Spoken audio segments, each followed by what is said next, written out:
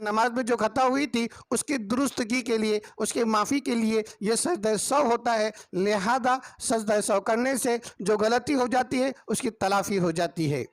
السلام علیکم ورحمۃ اللہ وبرکاتہ۔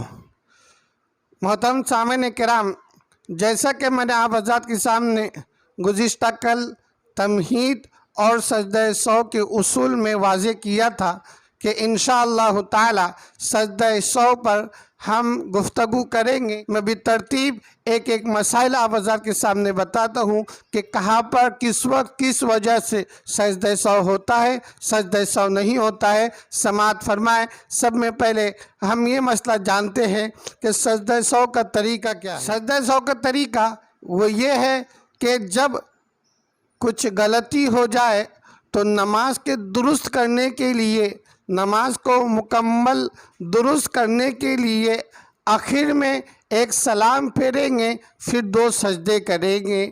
آخر قاعدے کے اندر اگر 4 رکعت والی نماز ہے تو قاعدہ آخر، اور اگر 2 رکعت والی نماز ہے تو پہلا جو قاعدہ ہوتا ہے وہی قاعدہ آخر، اور اسی طریقے سے 3 رکعت والی جو نماز ہے اسی کے اندر قاعدہ آخر۔ لہذا جو آخر قاعدہ ہے اس کے اندر بیٹھیں گے اور اس میں تشہد پہلے پڑھیں گے، تشہد پڑھنے کے بعد ایک سلام پھیریں گے، پھر 2 سجدے کریں گے، پھر 2 سجدے کرنے کے بعد تشہد پڑھیں گے، درود شریف دعائے معصورہ پڑھے جائیں گی، پھر دونوں طرف سلام پھیرے جائیں گی۔ یہ سجدہ سہو کرنے کا طریقہ ہے، لہذا یہ بات اچھی طرح جان لیں۔